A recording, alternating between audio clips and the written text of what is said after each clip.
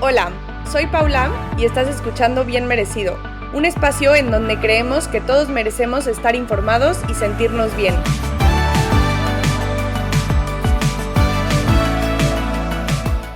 Hola a todos, ¿cómo están? Hoy tenemos a Ana María Jurado. Ella es especialista en trastornos de la alimentación o trastornos alimentarios. Entonces, muy contenta de tenerte aquí y hablar justo de un tema que creo que es bien importante y que todos estamos vulnerables a él. Entonces, creo que es importante informarnos. Bienvenida. Muchas gracias, Paula. Gracias por invitarme y por considerarme. Yo muy feliz de poderles compartir lo que se pueda, lo que esté dentro de mis conocimientos. Feliz de poderles exponer este tema que sí es como súper importante, que está como metido abajo de la alfombra, no se habla como abiertamente, entre voces sí, de un conocido a otro como de una manera muy sutil, se llega a decir, pero no es algo que esté todavía socialmente como integrado, ¿no? Entonces, como hacer saber lo que en realidad es, romper el estigma, ¿no? Porque pues, muchas veces el no pedir ayuda viene de el no reconocer y el también no poder como tener acceso emocional al poder enfrentar lo que estoy atravesando y poderle poner nombre por la culpa que eso supone, ¿no? Entonces, feliz de poderles compartir la información acerca.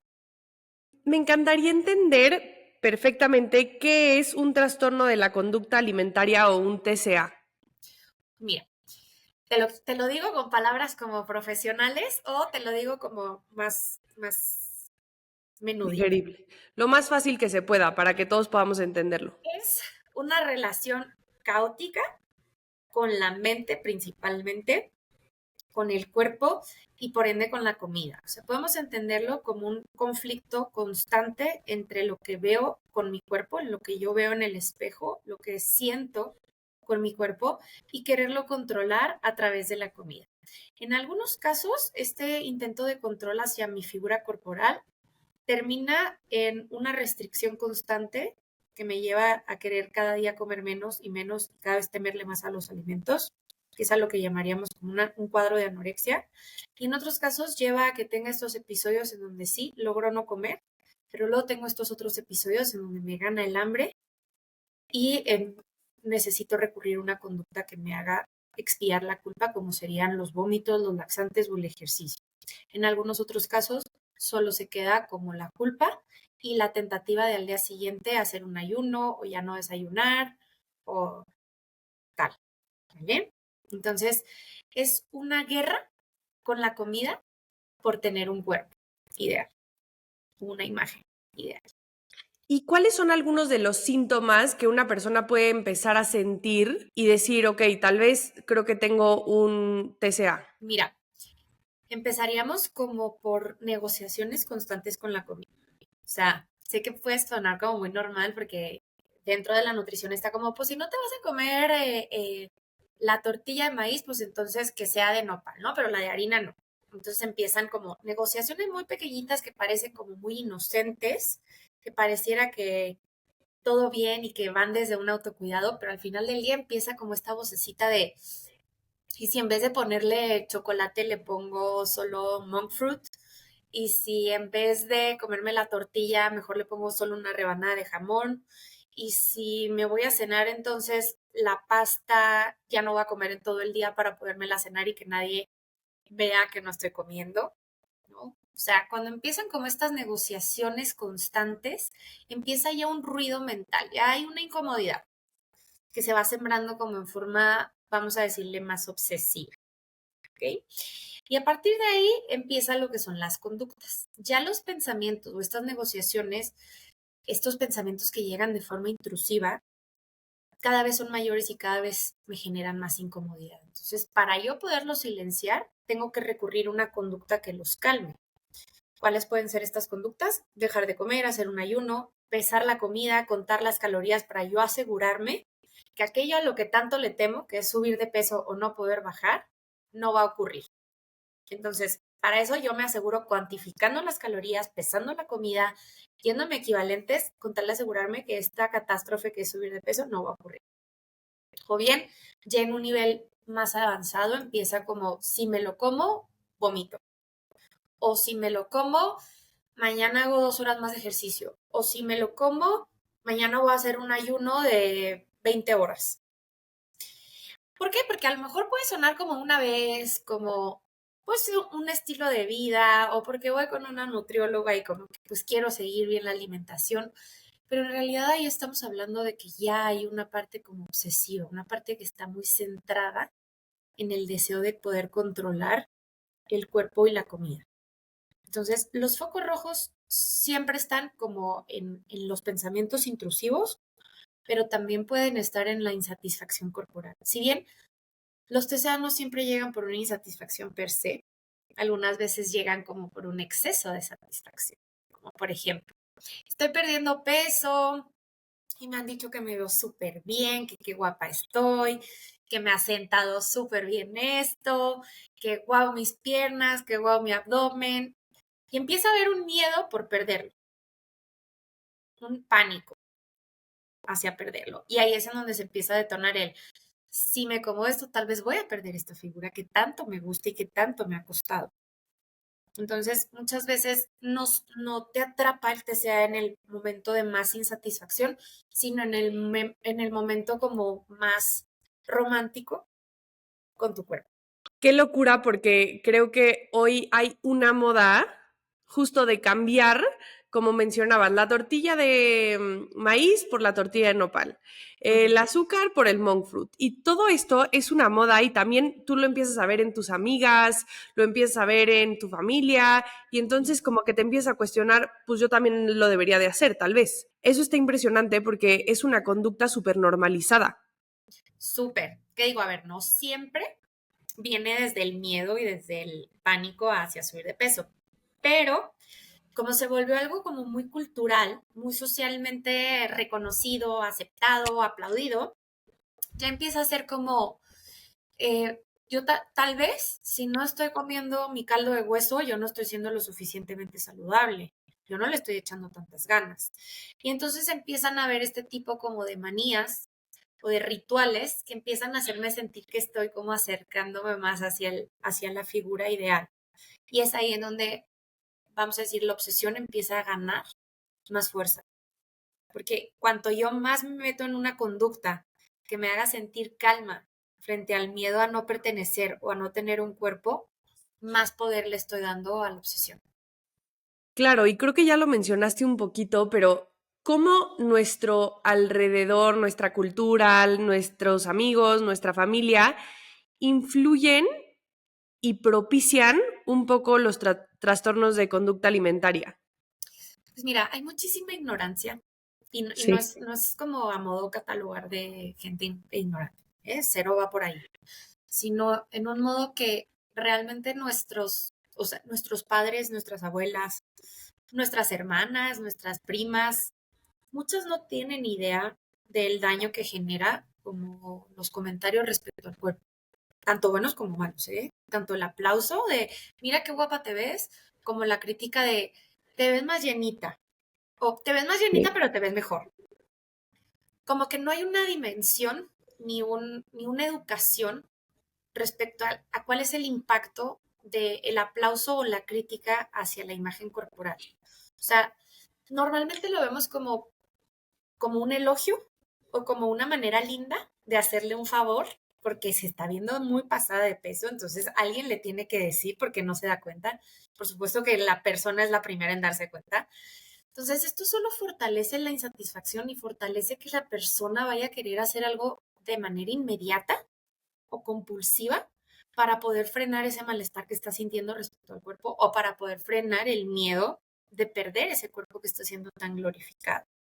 Entonces, de cierta manera, el no tener conocimientos acerca de lo que es un trastorno alimentario, del por qué llega y de cuál es el mecanismo de acción, sí abre mucho espacio para que las personas sigan cultivando este estereotipo de belleza y lo sigan aplaudiendo o criticando, lo cual lleva como a un aumento en los casos de insatisfacción corporal y de exigencia respecto a una imagen que lleva a conductas pues restrictivas. En tu opinión, qué comentarios no se deberían de decir nunca jamás en un alrededor, en una mesa o con la familia. O sea, ¿qué son las cosas que de verdad hacen mucho daño, que de verdad deberíamos de parar de decir? Pues mira, la verdad es que todo lo que tenga que ver como con dimensiones corporales y también, o sea, a ver, puedes decir qué guapa te ves, pero ahí no estás diciendo qué guapa te ves porque adelgazaste. Total. Aunque la persona pueda asociarlo a, es que ya me pesé hoy y pesé 4 kilos menos, entonces seguro lo dijo por eso, ¿no? Porque probablemente no.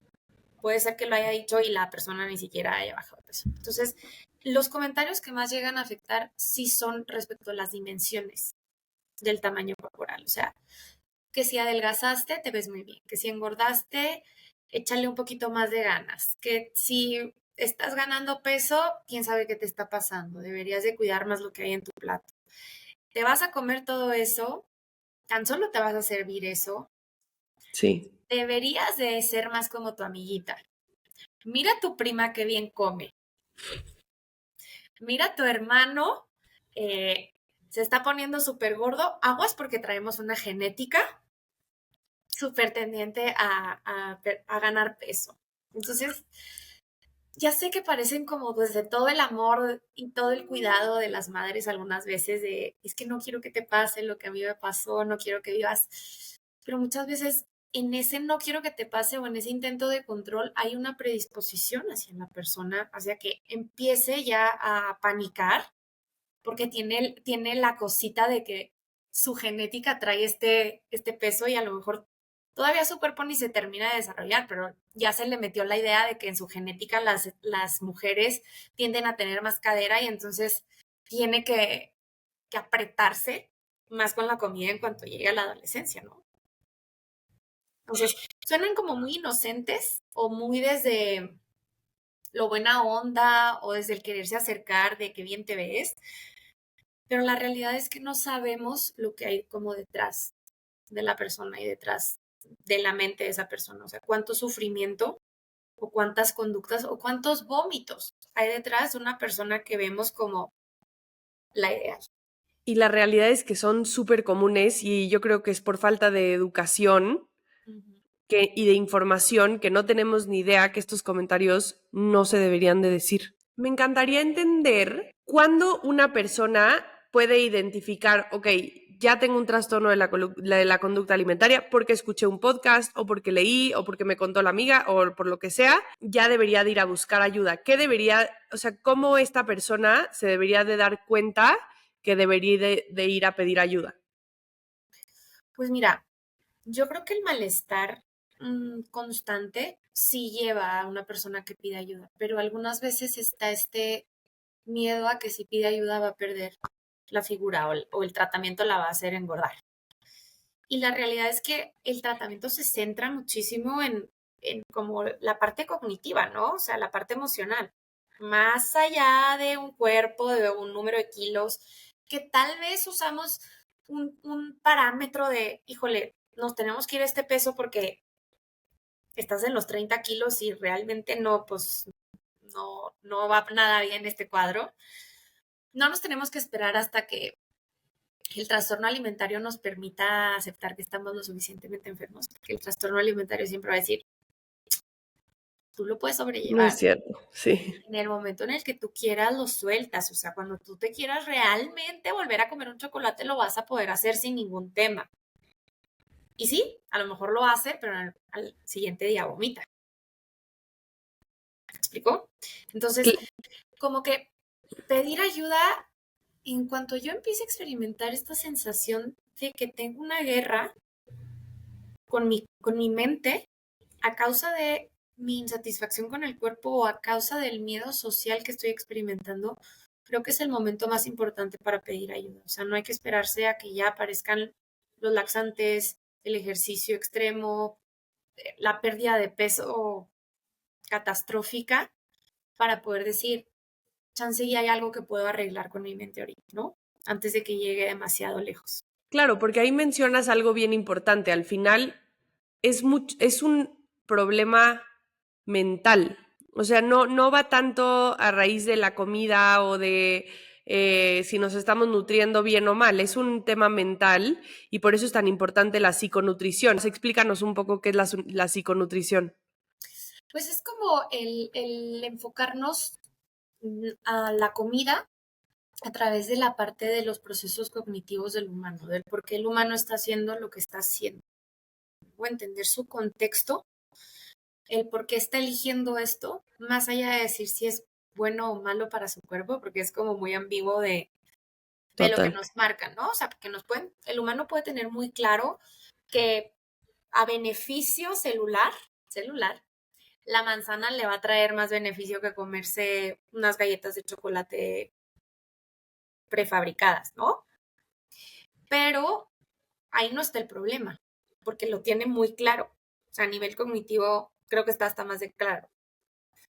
El por qué lo está haciendo de manera como tan fragmentada, tan impulsiva, en forma de autolesión, eso sí, es entender el comportamiento del humano hacia la comida. ¿Por qué come como come? Porque como siente es como está comiendo. Claro. Entonces la psiconutrición se enfoca en entender en los procesos cognitivos del humano, las ideas, cómo impactan a las emociones y esas emociones cómo terminan impactando a la comida.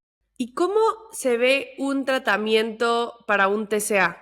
Normalmente llegan y tenemos que evaluar la sintomatología, tanto de cuáles son los alimentos que se está prohibiendo, si tiene episodios de atracones, si tiene episodios de vómitos, si usa laxantes, si es más un tema de ejercicio, cuál es su historia de vida, si hubo algún tipo de abuso sexual en su historia de vida, algún tipo de bullying, algún tipo de abuso emocional, cómo está el tema de las dietas en su casa, la cultura culinaria en su casa, si padece algún tipo de enfermedad metabólica, algún tipo de hipotiroidismo, resistencia a la insulina, porque a partir de ahí podemos evaluar si la persona que está llegando a nosotros viene meramente con un cuadro, especialmente en este momento donde trae más desbordada la conducta alimentaria, o si bien se desbordó a partir de una resistencia a la insulina que el doctor le dijo que con solo comer menos o quitarse los carbohidratos ya estaba y entonces ahorita está en el punto de los atracones, o bien si llega porque lleva años callándose un abuso y entonces este le trajo una depresión y una ansiedad y claramente solo la parte de nutrición no se va a poder tratar ni la parte de conducta alimentaria. Vamos a tener que enfocarnos mucho en la parte psicológica como más hacia otro tipo de problemas, dinámica familiar, qué es lo que más le generó conflicto, por ejemplo, en caso de un abuso, a reducir la sintomatología ansiosa y depresiva en el caso que ya esté como muy marcada y que nos impida hacer cambios alimentarios. Esa es la parte que ya llevan con Gaby, ¿no? Que es la psiquiatra del equipo, que aquí es en donde podemos determinar, no siempre es necesaria la intervención psiquiátrica, no siempre se necesita un medicamento, pero algunas veces nos hace una diferencia muy, muy, muy grande el que la mente esté así de receptiva para poder empezar a hacer los cambios sin tanto miedo y sin llegar como al enconchamiento, ¿no? Porque a lo mejor dan el primer paso, pero como su mente empieza a enviar mensajes de alerta, se cierran. Y es en donde Claro. abandonan el tratamiento. ¿Y cuál es el rol que tienen los papás, los familiares, los amigos en una recuperación? O sea, ¿qué podemos hacer nosotros si tenemos a alguien que tiene un TCA alrededor para poder ayudar en su proceso? Sí, es súper difícil esto porque realmente creo, a mi consideración, que el ver el sufrimiento de la persona que alguien queremos nos genera una sensación de incertidumbre y de inseguridad y de ganas de querer controlar, que lo que más hacemos es como meter nuestra cuchara, ¿no? Sí, Entonces queremos como presionar para que salga adelante, amenazar para que si no lo estás logrando, esto va a pasar y va a haber este castigo. Pero en realidad lo que más nos funcionaría sería como simplemente acompañar. Eso es lo mejor que totalmente. podemos hacer, que es como aquí estoy, sé que no la estás pasando bien, en lo que sientas que yo te puedo ayudar, házmelo saber. Y Claro, listo. poniendo límites, ¿verdad? O sea, sí tenemos que poner límites. Pues no ha comido en 4 días. Sí, tenemos que poner límites. Me ha mentado la madre 300 veces Sí, sí. porque está súper enojada con el tema de comida. Ok, límites, pero es un acompañar. O sea, aquí estoy, no vamos a transgredir estos límites. Sé que la estás pasando difícil. Lo que necesites que yo te ayude, yo te voy a apoyar. Pero el cuidador tiene que tener como mucho autocontrol respecto a sus ganas de controlar el proceso de la persona a la que está acompañando, porque muchas veces ese control o ese sobrecontrol respecto a la persona que estoy acompañando solo detona más ansiedad en la persona y que menos se recupere. Entonces, es un acompañamiento como muy empático, pero donde la persona identifique si está como transgrediendo el ritmo en la que la persona se está recuperando. Uf, que ha de ser muy difícil acompañar a alguien porque como tú dices, muchas veces con todo el cariño, pero nos metemos donde no nos corresponde estar.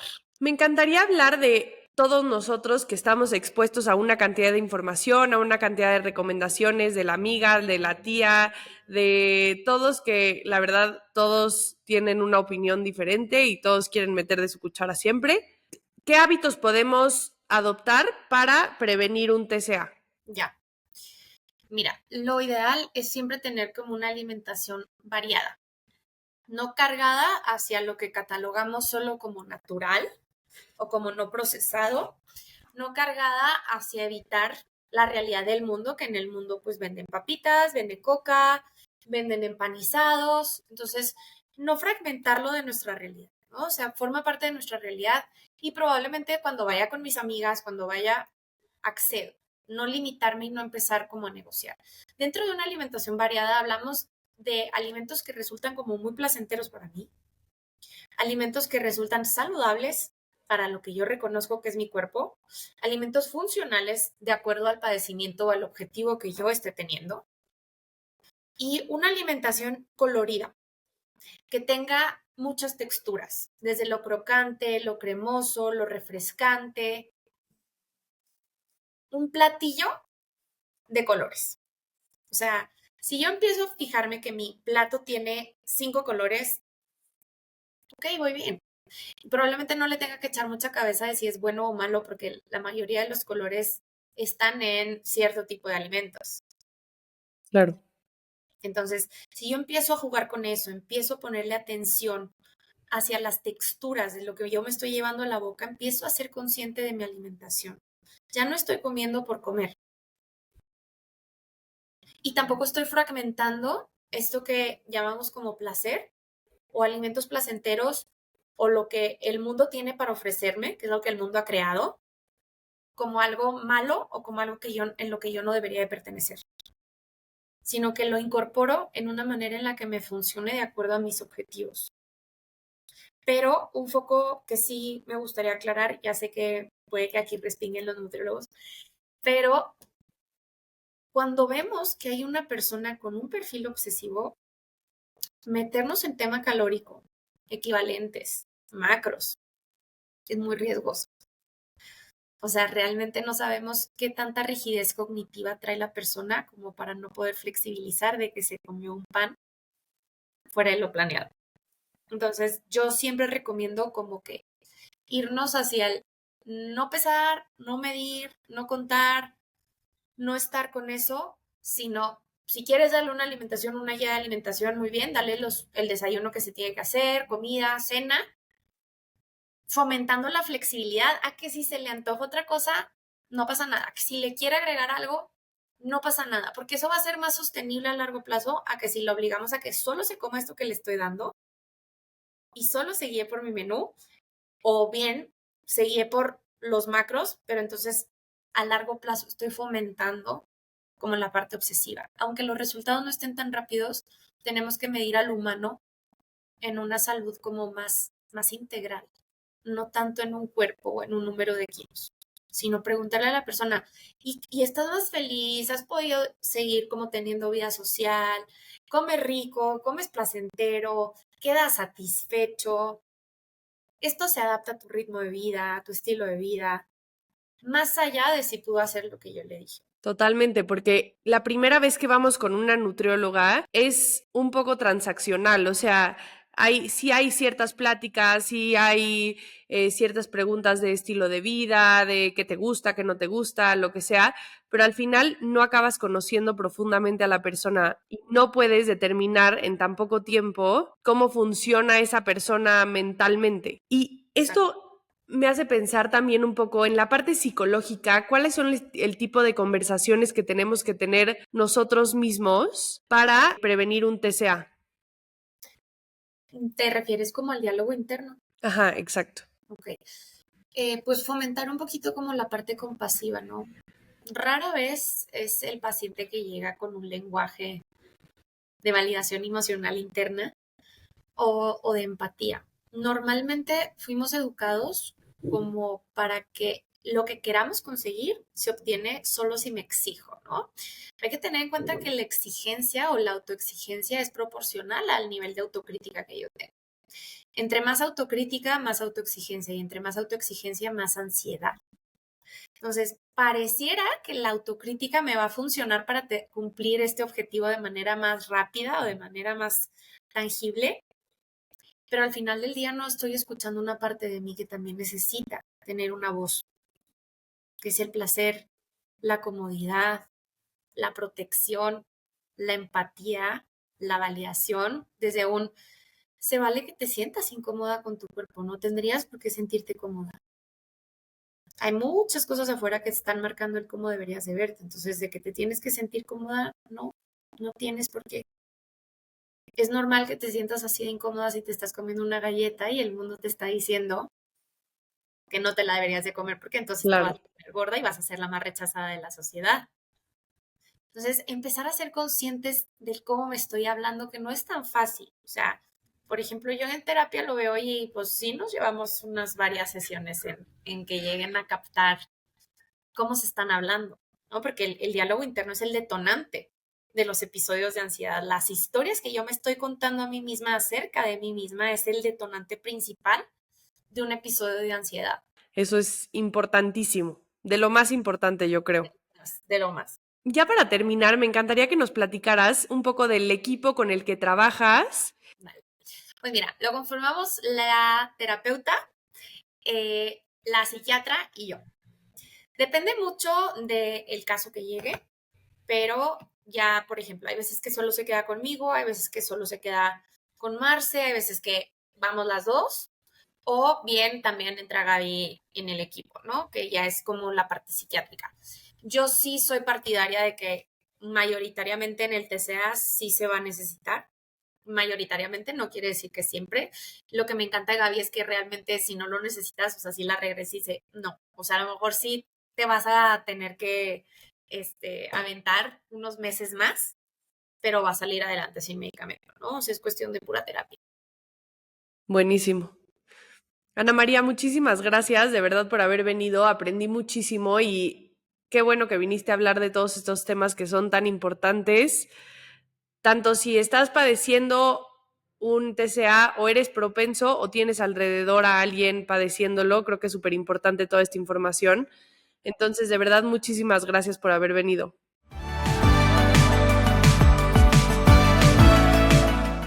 Muchísimas gracias a todos por escucharnos. Síganos en redes sociales en @bienmerecido.media. Nos vemos el siguiente miércoles. Gracias. Las opiniones de los invitados en Bien Merecido son personales y no necesariamente reflejan las del equipo.